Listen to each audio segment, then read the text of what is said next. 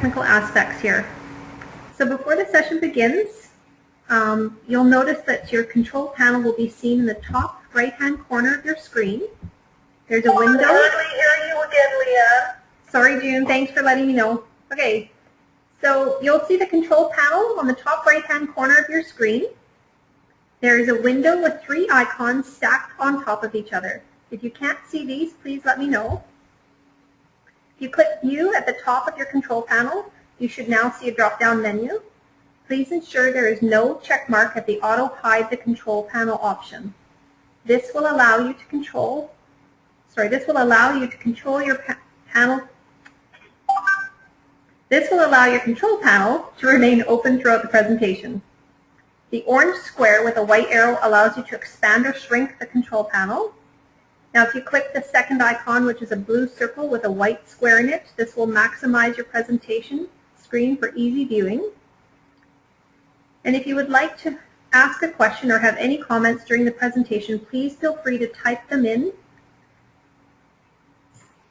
So we want to let you know that this webinar will be recorded. We ask that participants remain on the teleconference line and press *6 to self-mute yourself. This will enable the participants to hear the panelists.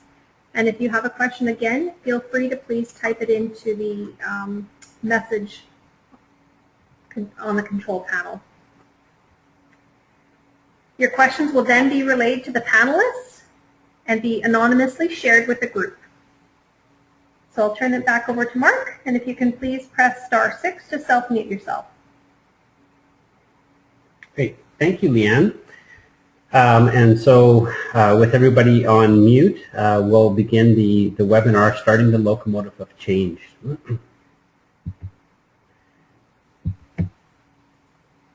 Okay, yep. So hi everyone, I'm Lori Choma, and I'll be co-presenting today with Mark Watt. Mark and Leanne are up in Edmonton, and I'm a little further south in Calgary today. So around starting the locomotive of change and selecting that title for today, we're going to be talking about, there's a lot of changes that we're doing in ASaP, but we're going to be talking today about the changes as they relate to really getting started with ASaP, and specifically with regard to recruitment and getting teams engaged and excited about doing the Alberta Screening and Prevention Project. We're going to be focusing our examples on a lot of these on ASaP, but a lot of the concepts that we're going to be talking about can really be applied to change across the board. So I hope even if you already have all of your physicians and teams on board, you're still going to find a lot of the information here very useful, possibly for other parts of the initiative. And they'll still be helpful for you. But today we're just going to introduce to you 4 approaches on motivation. And you're going to see that they're not really individual, but they really layer upon one another. And that we're not just going to introduce the approaches to you, we're going to tell you about how they apply to ASaP and hopefully give you some really practical examples that you can use. Next slide, please. So we're looking to make some changes in primary care, and we're going to look at 3 areas that we can have influence when we're looking at change at the personal, social, and structural parts, and you'll see our train pulling those along. But I think it's also important for us to start with a little bit of context. ASaP is specifically looking to change the approach to screening, but as we've mentioned in our training, we're also looking at ASaP in the context of the shift to the medical home model, or perhaps some of you have been hearing about the PCN 2.0 model, and I believe here in Alberta we're actually starting to talk about the health home model. So it really is a paradigm shift in how primary care is delivered. And we talk about the medical home. If you have your binder there in front of you, if you want to reference it later, we've got those 10 goals for the medical home that were put out by the Canadian College of Family Physicians. So in addition to that political context, there's also a lot of realities on the ground for physicians and providers. There's a lot of programs to choose from. There's a lot of priorities. People keep saying we've got different priorities, but there's a lot of them. And there's a lot of churn in the system around primary care, even if primary care has been stable, which you've seen lots of changes, but just within Alberta Health Services and how programs are changing and staff are changing. There's very little time for them to physicians to come up for air, and there's a lot of mistrust and confusion in the system. So today, as we talk about the approaches to change and motivating providers to enroll in ASaP, we're going to keep all of these pieces, all of this context in mind. I'll get you to move to the next slide. So I just put up a couple of quotes here from a couple of great thinkers with regard to change. And I'd say the message here is really that we need to shift, and that it's going to be an effort to shift. It's not just something that's going to happen to us. So here's our first theory on change, and we pulled this from IHI Open School. So we're hoping that a lot of you have already signed up and are getting through some of the modules on IHI Open School. But the approach that they take there, and that's in their module Leadership 101, is looking at a personal influence change. And it's about how you can personally influence others that they want to change the way they practice. There have three basic types of this personal influence. And the first one is around the logical or rational argument. So some people are just logical or rational by nature, and they're people who are moved by data, and you need to craft a really logical reasoning for them in order for them to pick something up and want to make a change. And others are more formal or physical in their approach to a problem, and they're the kind of people that look for signs in the room, and they try to align themselves with people with power and authority. So an example in ASaP is when you're in the room with your clinic team, the office manager, someone might be waiting to see what the physician reaction is to something, and when they see that they're endorsing it, that's when they'll jump on board. But when you're looking at influence, the majority of people are actually moved by the emotional. So you need to connect the issue to their hearts or to something personal. So they're the people who you'll tell stories from, or that you'll solicit to try to create that personal link to them, for them. The next slide, please. So we'll just provide you with a couple of examples on personal influence for ASaP. So when we're thinking about data, think about what you might show them, the person who needs to be the logical thinker. So in your training, we presented to you some screening rates. We gave you the example several times about that 1/3 of the population who doesn't get screened. HQCA, they're giving us some great data. There's a full report yet to be released, but they are providing little snippets around what continuity, what access, what different pieces look like in Alberta. And in addition to that, of course, we have the HQCA report that you can get physicians to sign consent for, and that gives the physicians another really great snapshot and perspective of what their patients, their panel of patients are doing outside of the clinic. In addition, we've got some data from within TOP, and perhaps physicians and providers can be running their own data from their EMR, or even from something as simple just as a patient list. For a paper clinic, that they could just even pull a simple panel, and that data in itself, that they may look at that and say, wow, this really needs to be cleaned up and moved. So lots of examples of different types of data in ASaP that we can show physicians that may move them to change. The second one that we mentioned is around the policy and getting alignment with that power and authority. And one of those pieces, I really like to pull out the medical home goals for people who really want to align themselves. The college represents thousands and thousands of physicians across the country, and that's what their take is, that's what their movement is. So physicians may want to start aligning themselves there as well.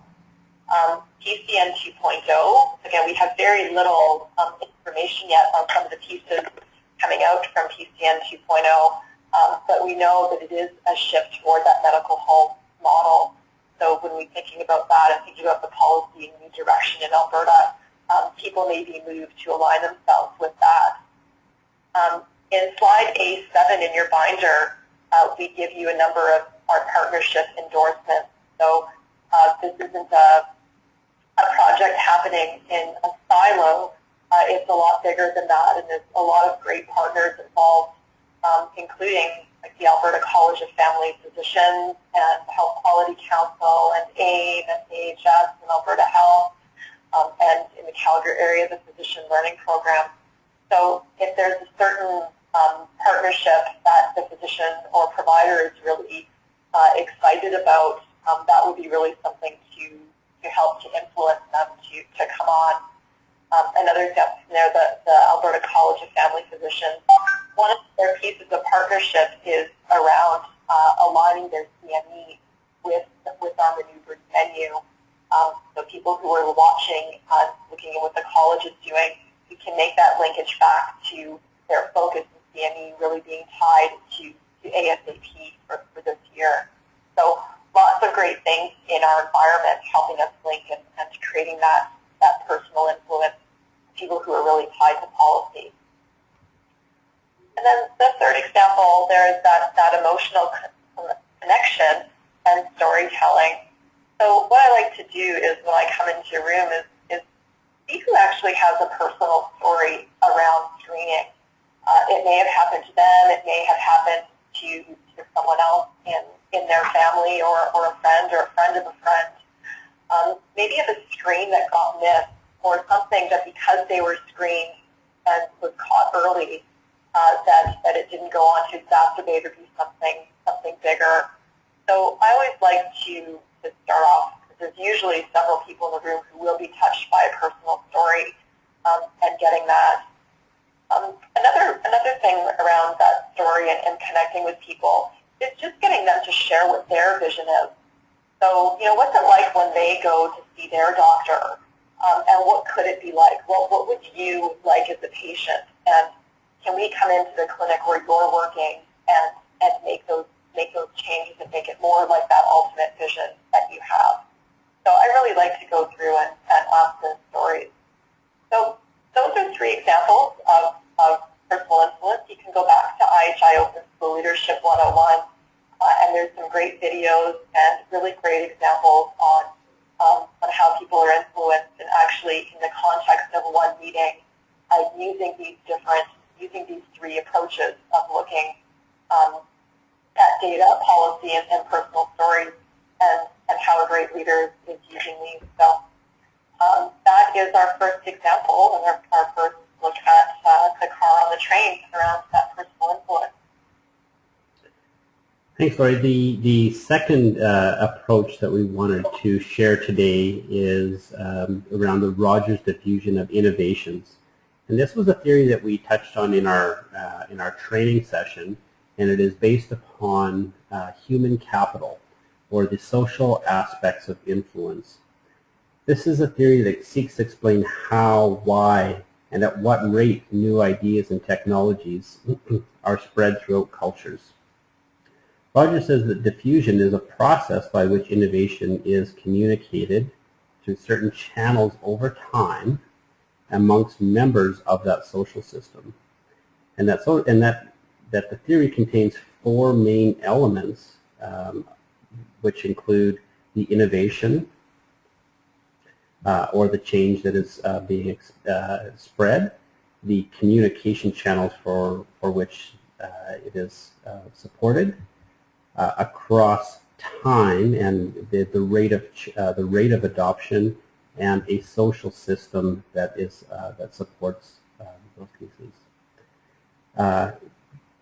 The theory relies on a certain fact that it must be a widely adopted change in order to become self-sustaining, or otherwise we can think about it that there has to reach a certain percentage of adoption, or the change will revert back to the previous state. So this is a typical example of the Rogers diffusion of innovation based upon standard deviations, and again, reference from our training session. Within a certain rate of adoption, there's a point at which it reaches that critical mass, and the adoption could not be stopped, even if you had wanted it to be. And so those adopters, there are categories of adopters: the innovators, the early adopters, the early majority, the late majority, and the laggards. The diffusion of innovation manifests itself in different ways in various cultures, and is highly subject to the type of adopters and the innovation and the social structure that's supporting it. A well-cited example of this diffusion of innovations comes from a study by Ryan and Gross in 1943, where they analyzed a county in Iowa and the adoption of a hybrid corn seed. The corn seed produced a higher yield than traditional crops, and salesmen went out to farmers and introduced this. And year by year, there was initially a very slow progression of adoption to the new fields, but at a particular point in 1935, there were enough adopters who had been using the hybrid seed that the change became rapidly accelerating. This had occurred not because the salesman had changed tactics. This had occurred because farmers were talking to farmers. Neighbors would see how production in one field nearby was exceeding their own. Additionally, it was interesting to note that even those who started with an early adoption started by only planting a portion of their field, and so they tested it on a small amount of their land before using the seed to sow their entire plot.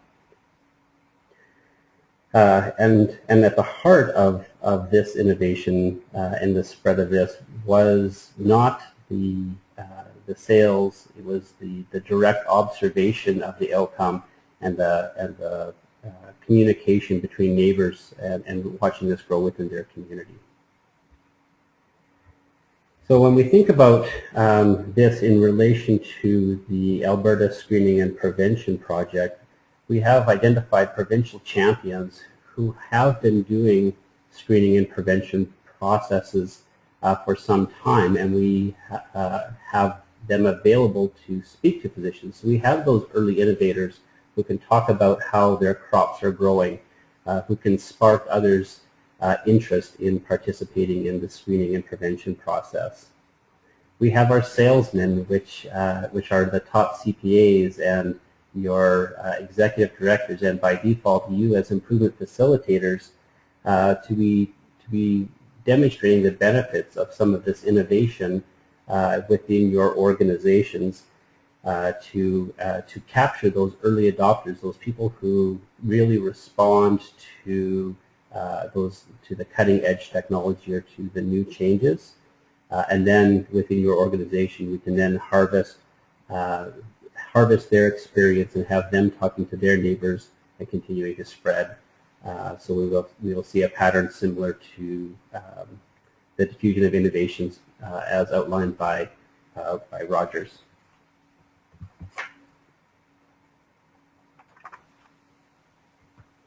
And so that's... Go ahead, Laurie.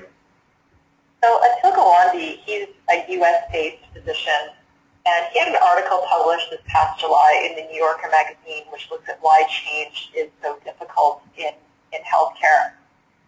So we started off looking at the IHI and the personal influence, and then Mark just told us about Rogers' theory, which really looks at the social influences. Gawande's ideas are more focused on the influence around structural changes or changes that are in the environment.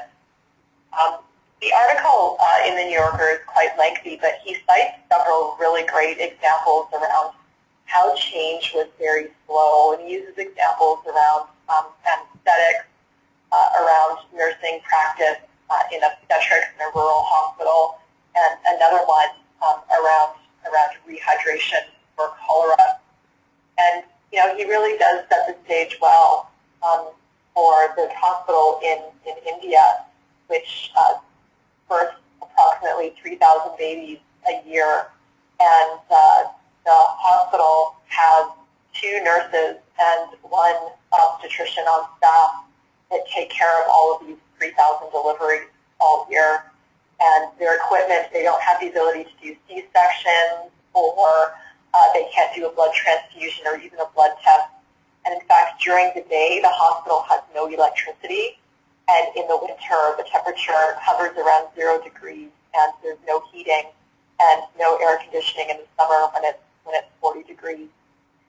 And so he was looking at the comorbidities and the mortality rate with children in this area, and they started to look at warming the baby. And what they needed to do was to try and change the practice of the nurses and of the mothers. And so it's very, very interesting when you have this setting and they're doing the best that they can with such little staff and such high rates of patients coming in. But how could they actually change the practice of getting the nurses to consistently have the mothers warm the babies when this wasn't a practice that the mothers were open to? And so he talks at length about the example and how strategies were applied and how they got them to follow this best practice. And it was all about changing the way we do things, and it was about changing the norm. So what they needed to do was start with understanding the existing norms and barriers to change, and then they needed to create some new norms. I'm not going to go into any more detail in the article, but he really does have beautiful examples, so it's a worthwhile read, and we have the examples cited for you at the end. So when we're looking at ASaP, we're not looking at doing something easy, like not a turnkey solution to our shared screening. We're actually trying to change the culture of screening. We're trying to create those new norms and trying to move teams to looking at a new way to approach looking at their care, which is really around that medical home model of which screening is a part. So looking at some common approaches to changing behavior, which he goes on to talk about. The most common approach that we take to changing behavior is to say to people, please do X. Please wash your hands. Please do all 12 of these screening maneuvers on all of your patients. And so this is a common approach that we use in the classroom. We have instructional videos, public service campaigns, and getting the word out. And this is certainly an approach to changing behavior that does work, but it works up to a point. The next common approach is the law and order approach, which is you must do X. And we establish standards and regulations, and this is usually where we have like punishments if there's a failure in the system with a fine or a suspension or taking away someone's license. And we know that this approach can work well too. And as human beings, we're quite averse to penalties. For instance, me putting the brakes on before I go through an intersection with a red light camera. We know that people will often quit doing something rather than facing negative consequences. So if we're in a setting, as we would be for ASaP, and we just tell people that they should do all 12 screening maneuvers, and if we can't achieve that, people will often throw their hands up and quit before moving forward. So we can't always just threaten to discipline or threaten with something. There needs to be more. And that's where Gawande really starts to talk about the new norm, is to say, this is what you do. This is the way we do things now. And in our case where we're looking at screening, it's changing our thoughts from, yeah, you know, it'd be really great to screen, I don't have the time to screen, to looking at it to being a proactive way to provide care, and that if I provide this proactive care now, my patients will be less sick. And how can I mobilize my multidisciplinary team to do this work? And maybe some of these maneuvers that I've been doing as a provider are no longer things that I do, which maybe if I've been in practice for 15 years, I've always done my counseling around mammography, but maybe now it's time to pass that torch and have my multidisciplinary team and maybe my RN in the clinic doing some of that counseling around that. So changing norms is really hard work, and it can take considerable time and effort. But this is what we're doing in ASaP. We are putting a considerable amount of time and effort into this initiative in terms of creating a lot of capacity with all of you, the improvement facilitators, and giving you tools and in ASaP in general, but giving you this quality improvement training and supplementing that with IHI Open School and giving you facilitation tools and giving you things like the amazing reference facilitation at a glance. So we're really putting a lot of effort into this and then really trying to really get physicians engaged and really ramp up and get this critical mass of individuals out there doing this great screening work and changing the norms, the way we look at screening, and to improve care. So this paradigm shift in primary care can take place. Mark, I'll pass it on. Hey, thanks, Laurie. The last model that we wanted to share as part of our webinar today is the influencer model. And some of you may have noticed this is one of the books that we distributed through the learning session to some of our participants.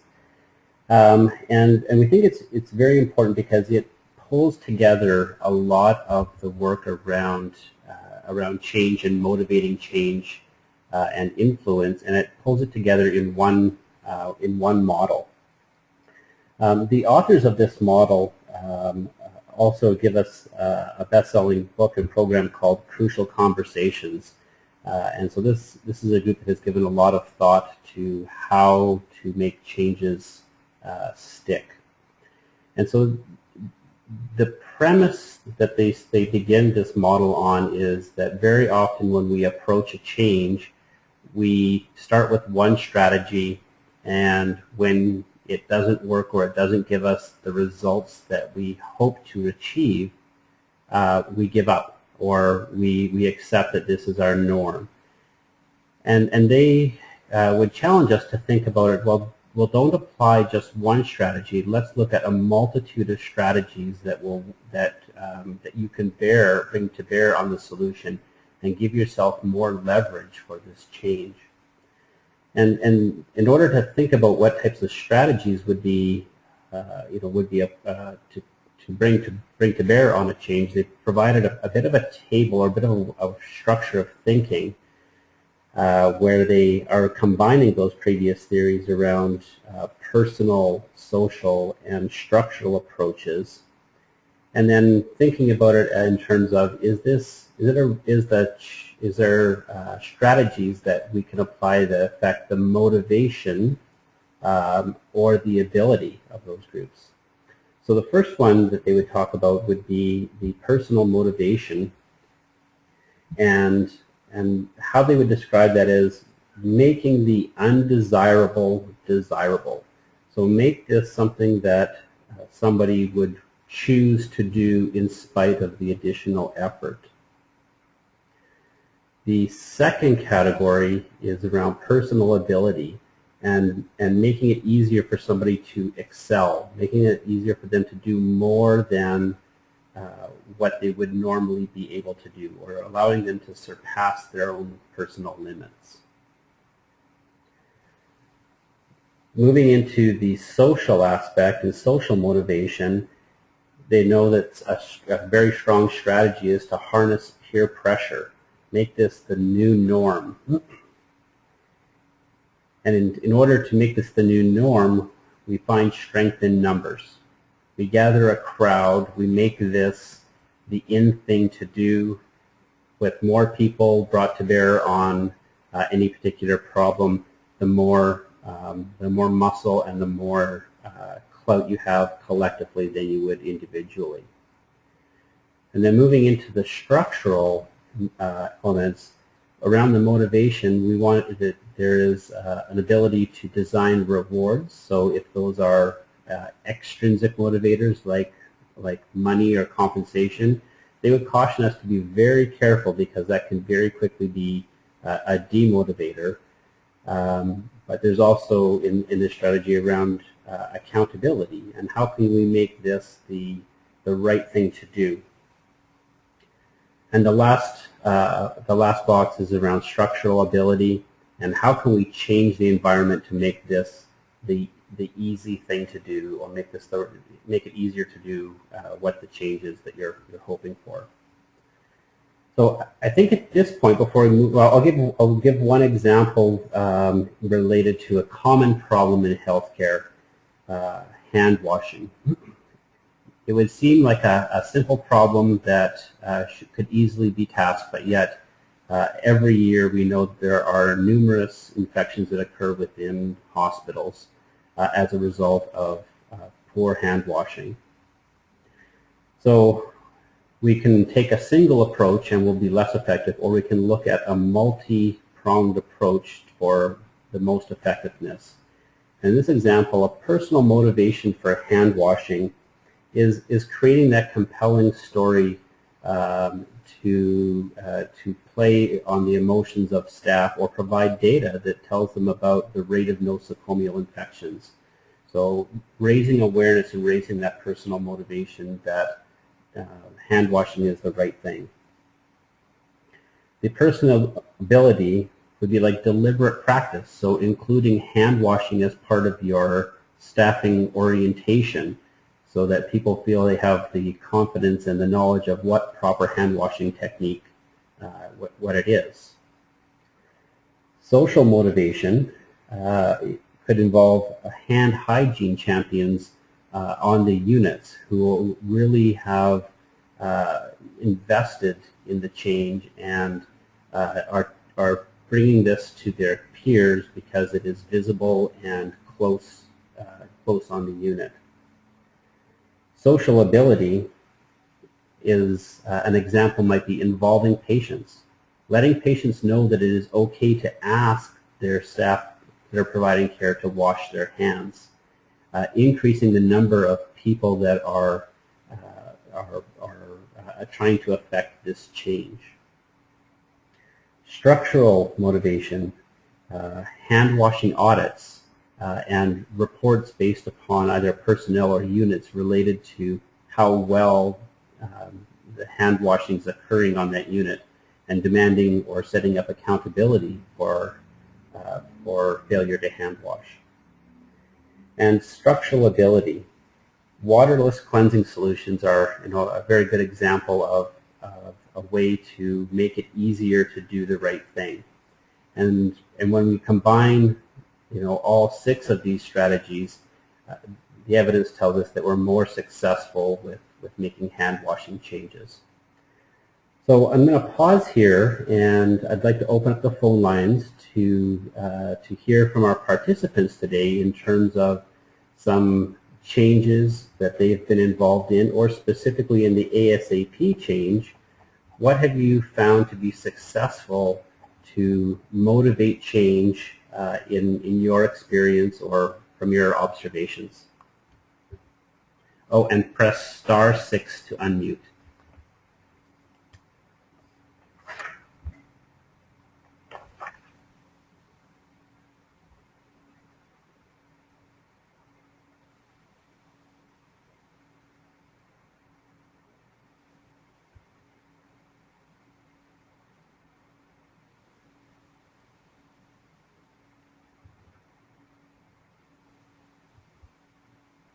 I'm wondering, Mark, if there's anyone on the call who doesn't have any examples related to ASaP, if there's something related that would be applicable to the group in terms of how you engage. So if you don't have an example specific to ASaP, because I know a lot of you aren't actually out of the gate with it yet, if you do have another relevant example, please share that as well.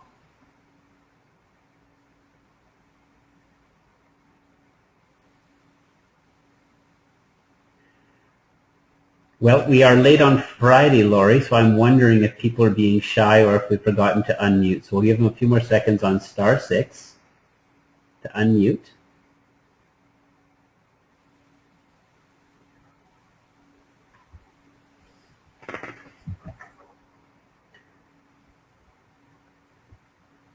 So Laurie, perhaps what we'll do is we'll recap in terms of some ideas in relation to the Alberta Screening and Prevention Project, looking at those different aspects or different approaches using the influencer model, so that people will have some approaches when trying to motivate change within their spheres of influence. And recognizing that making this change is an effort, but we have ways of trying to make this make the effort less by using proven approaches and techniques. So when we think of the personal motivation category, we provided some either personal stories that you referenced earlier, or some of those statistics that support why screening and prevention is important and really helps identify what is the right thing to do and how we should be motivating ourselves to do the right thing.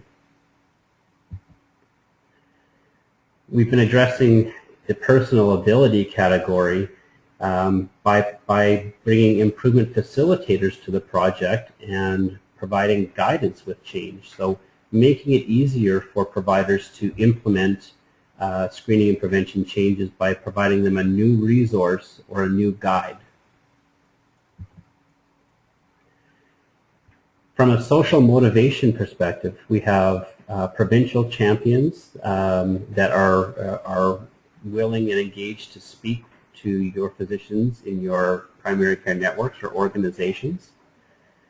And there may even be physician champions locally that have already started this process and that could be leveraged as well.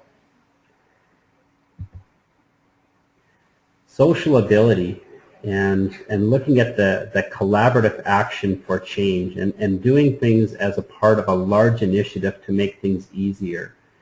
So instead of working at one position in a practice, what about involving more people in the practice to make the effort less?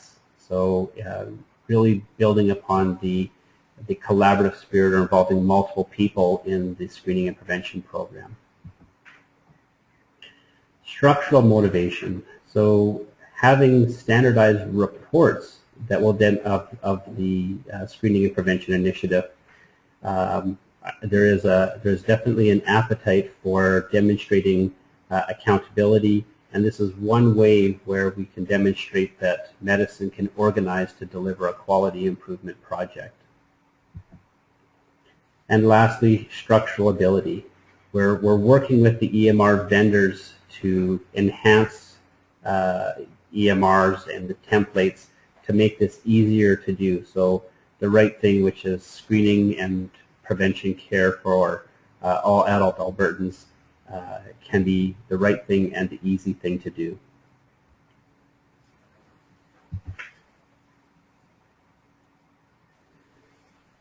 And of course, it's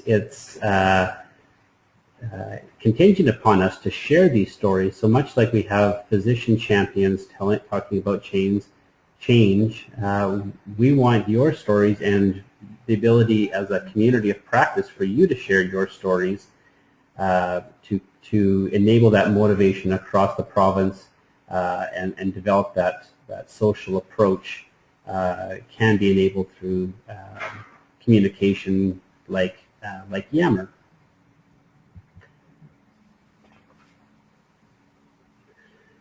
So thinking back to our the context in Alberta and the the environment of all of those barriers to doing the right thing, to participating in screening and prevention. We actually have a lot of tools that can be used for this program or for others when we start to think about the personal approaches, the social approaches, and the structural techniques that we can bring to bear really on any change, whether you're trying to tackle panel, screening, standardization, moving towards PCN 2.0, the medical home model. We have some tools that will help enable us to begin that change. So I'm going to, at this point, just really wanted to summarize our presentation, then we'll open it up for broad questions or perhaps even more specific questions if you have them. But just to remember that the personal, social, and structural aspects to change when engaging physicians and team members, and remembering that providing more than one strategy will yield greater results. So having those in your back pocket, those stories, those questions, those data, and sharing your approaches with other facilitators will make this change happen. So I'm going to pause there, and we'll open up the phone lines for questions, and our reference list is on the screen.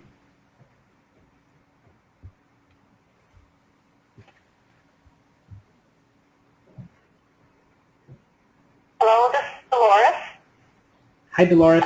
I do have a comment. Go ahead, Dolores. Oh, good. I'm coming through. Okay. I'm very, very new to the PCN, and obviously there are many staff that have already had a lot of work with different physicians. And as I'm trying to acclimatize to this new environment, I hear staff talking about Dr. A, he'll be a keen supporter, for sure you got to talk to him. And Dr. B, well, he's maybe not quite so supportive, but he'd be okay. And I've wondered what kind of information I need to get so that I'm a little more prepared when I approach either Dr. A or B.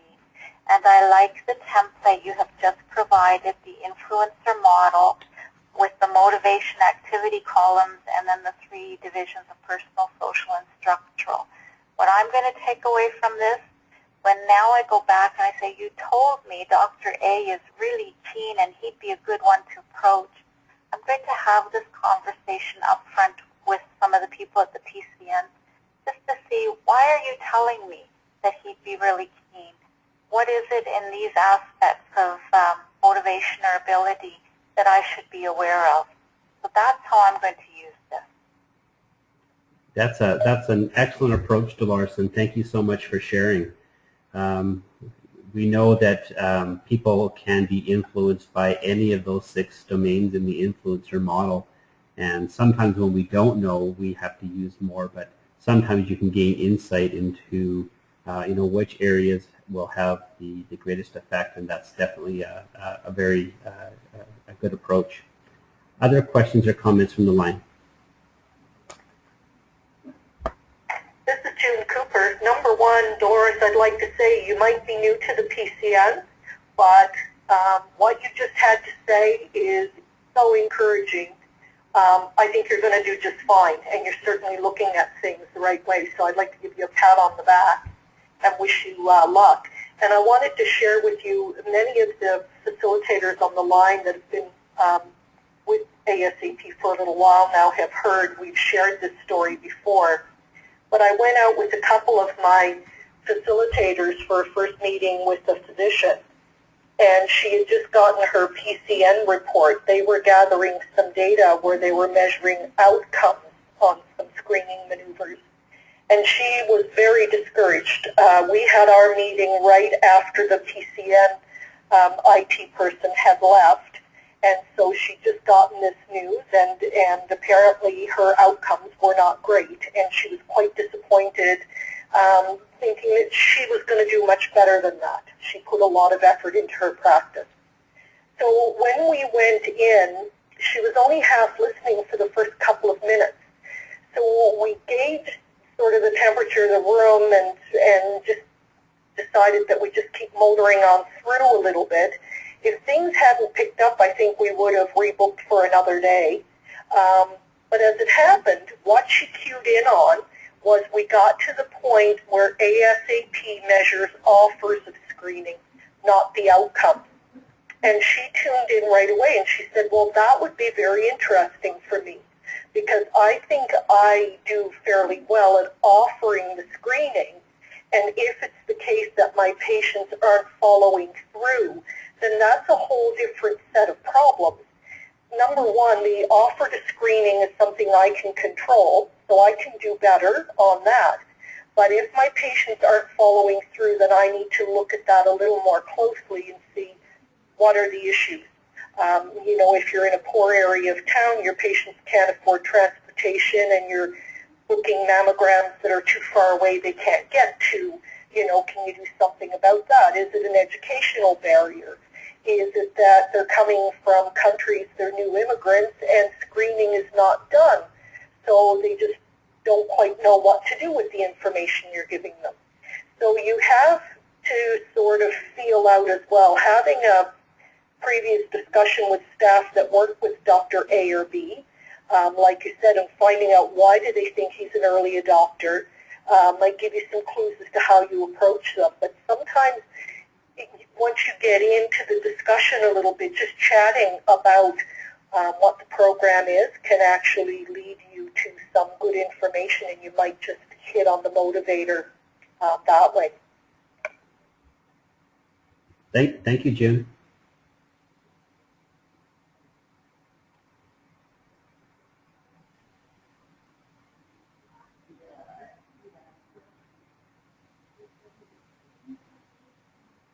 Any final comments, questions, requests? I'm wondering if anyone on the call has just one thing that they're going to take away from this today and try sometime next week, whether it be using a personal story or bringing some data or thinking more broadly about any of these pieces, or relating something to the environment. I think if there's something that caught you today that you've already maybe jotted down or noted on your brain.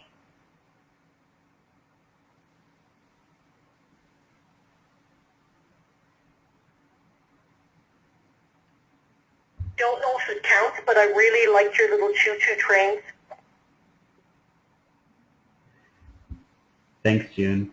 And so Lori, I'll start. And the one thing that I took away from today, from June's comment, is that by focusing on the offer of care in her example, we were really playing upon the personal ability element of the influencer, because it was really important to that provider that if she's going to change something, it was something that she felt that she could do, if it was in her control.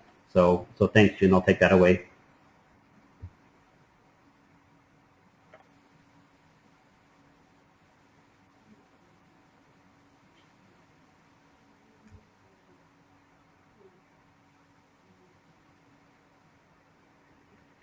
So perhaps maybe, Lori, we should start a Yammer discussion on some of these takeaway things and some of these approaches, and we would really welcome the shared learnings from this group as well as the broader Improvement Facilitator group. And so I'm going to ask June Cooper if maybe you would start a conversation on Yammer where we could start to contribute without the pressure of being recorded on a webinar. Absolutely, great idea.